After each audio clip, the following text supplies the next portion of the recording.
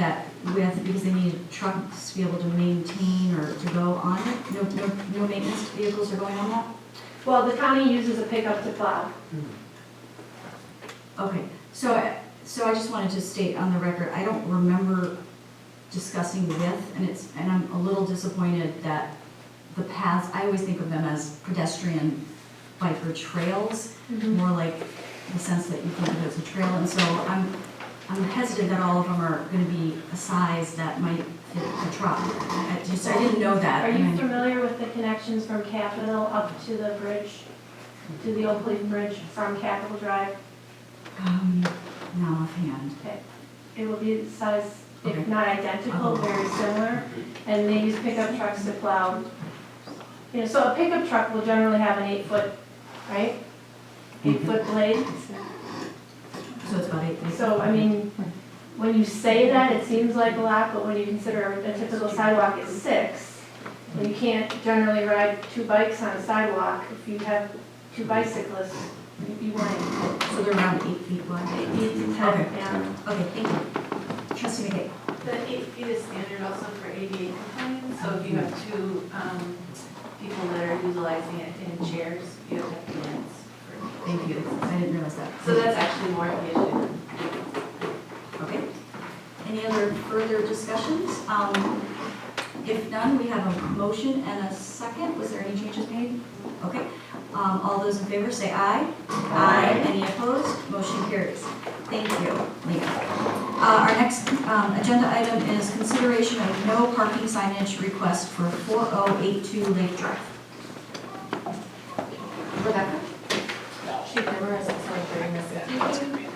He prepared a memo which is included within your packet that reviewed 3 different options for this area. You'll notice in the recommended motion section that it has suggested that the board recommend further monitoring of this location based upon the analysis he provided within the memo. And he is also present if there are additional questions.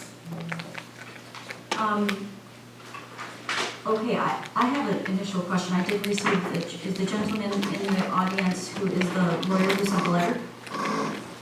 Or is there any representation of the petitioner or? I contacted their office this morning and also provided them a link to the packet and also followed up with a phone call. And so they said that if they have additional questions that they would be in contact with me. I did not receive any other additional voicemails this afternoon. We did so, and I have not met them, so I apologize. I don't know if they were here earlier or not. So they have been back and forth a couple of times between you and I, correct? Multiple people, Yeah. including county staff. And I just wanted to say, I'm a little confused because when I read it the first time, some of the past stuff, it sounded like he wanted the north of the driveway and south of the driveway, not the middle. And then the second round, it's talking about just, this analysis is really, you know, should we allow it in the middle of the 2 driveways? Is that correct?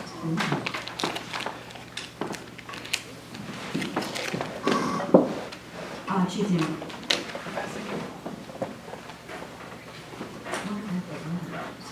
We looked at both north and south of this property based on the diagram that's in your packet, I believe.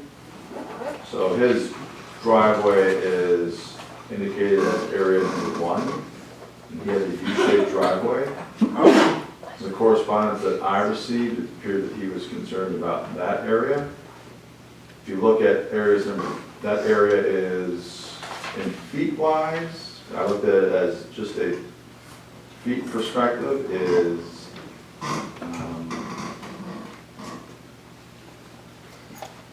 26.1 feet, which is between his 2 driveways, which is sufficient for a vehicle. If you looked at the average size of the vehicle and you look at the state statute of 4 feet in the driveway.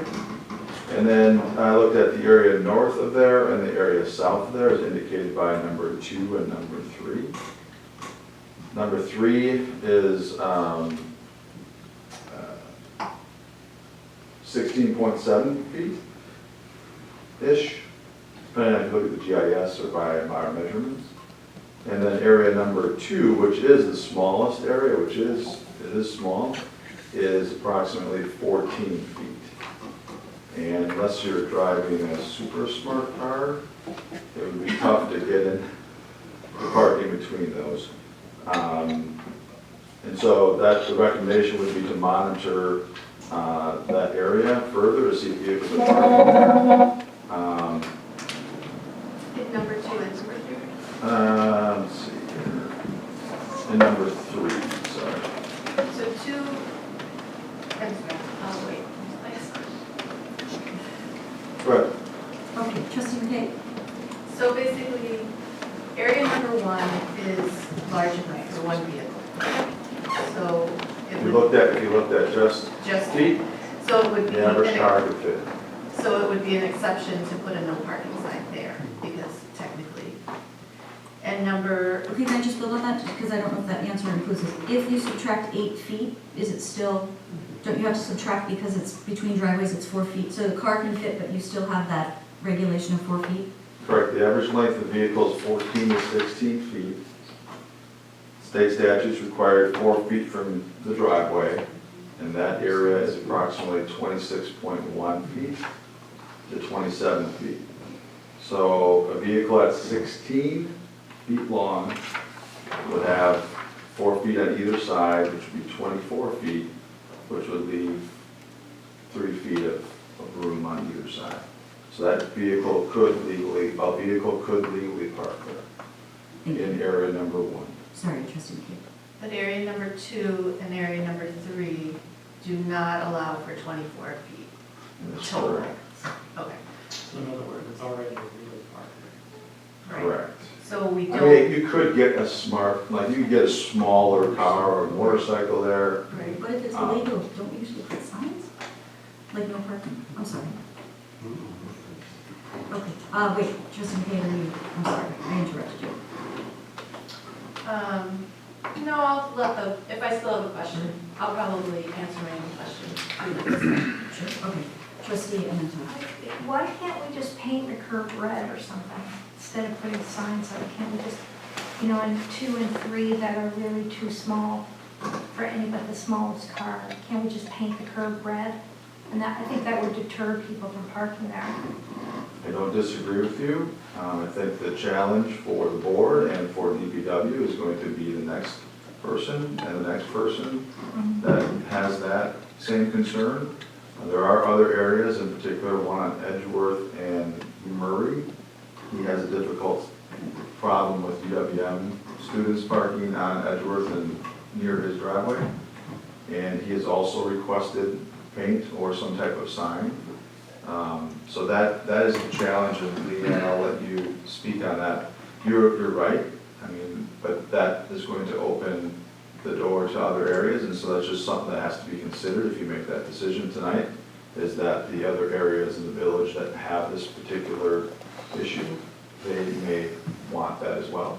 And then there has to be, or should be, some type of criteria that you're basing your decision on, because then you have to explain to the next person why you didn't paint their curb. So, Trustee Warren? A quick question for you. What is enhanced monitoring? How would we explain it to this homeowner when they come in and ask, if we were to adopt this, what the disposition of our meeting was? so what I don't have, I have the data from parking citations, but it doesn't give the specific location. So what I'm not sure of, or what I can't tell based upon just looking at the citation, is whether or not it's in between his circle drive or north or south of that. And so I'm a little leery at this point saying it's a major issue on either side, north or south, to warrant the sign. Because I do want you to have some type of data to help with your decision making, because it's going to come up again, and I just don't want that to be, well, it's up to you, but there should be some objective criteria that you're gonna base this on. And what I can't provide you is that. So this would get that, basically. Correct. And so it just is going to entail our parking enforcement to monitor that area. And in addition, it's going to be, probably I won't be able to get back to you until spring, because now that summer's over. Weekends, we'll monitor it, but during the week, there's really not the issue now, because we don't have as much people people visiting the park during the day. Trustee McKay, did you read it? But you do have the number of citations that were written to that address? The general area, I think there's like the 4,000, the 4,100 block of Lake Drive on that Okay. side of the street. I mean, he has called, there's no doubt that that's, anywhere near the park are some challenges because people are trying to visit the park and trying to squeeze in there. There's times where there's if you look to the south and to the north of that, there's areas where you can try to get 2 cars if you are perfectly aligned, but that doesn't always happen. So that area right north of Atwater on the east side until about Jarvis is a challenge because there's some areas where it's difficult to park legally. How many blocks is that? I'm sorry. I think Jarvis is probably the 4,100 block, maybe 4,090-ish. So you're looking at Atwater is about half a block, 3/4 of a block. Trustee Moore, So, and then trustee Menta. so would we be able to say, if we went with enhanced monitoring, that we would look at it over the course of maybe the winter months and then have an answer as to what our next step was by sometime in the spring, given that's when it picks back up again? I would have probably a better answer for you late spring, early summer, again, before the summer season starts for you, because I think that's when the main issue is there. And I think it just, like you said, I don't disagree with the reasonable response that you had with painting it. I would maybe recommend having a conversation amongst staff on how that would impact the village and we could come back to you. Trustee Menta. Yeah, I was just gonna suggest that I actually, just for that kind of north and south of Atwater Park, and maybe Edgewood too, areas that are really we have heavy issues with this. And I think if we just did 4 feet, did red paint 4 feet from every driveway,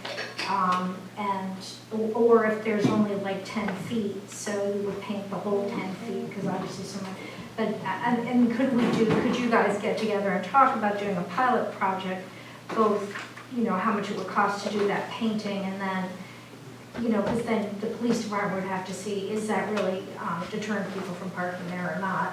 But, I think in the long run, it is more responsive to the residents who have this concern, and it's less costly than putting up, 300 signs, so.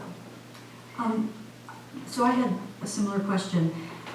We accommodate UWM residents that surround UWM by giving them a special permit. I mean, we incur costs because of people parking next to a public university or public amenity. So this guy's been complaining, and his neighbors, since 14 that we have sitting in front of us, and we've done nothing. I do believe from my 3 years on the board that a half a mile or 2 blocks on either side of Atwater Park is something we should look at, and we should accommodate those residents. If there's not enough room to park, and this is a public amenity, we know in the summer people try to squeeze in. I mean, it's just a fact. And then we really should accommodate that. Now, I am watching costs as well, and I know street markings has gone up.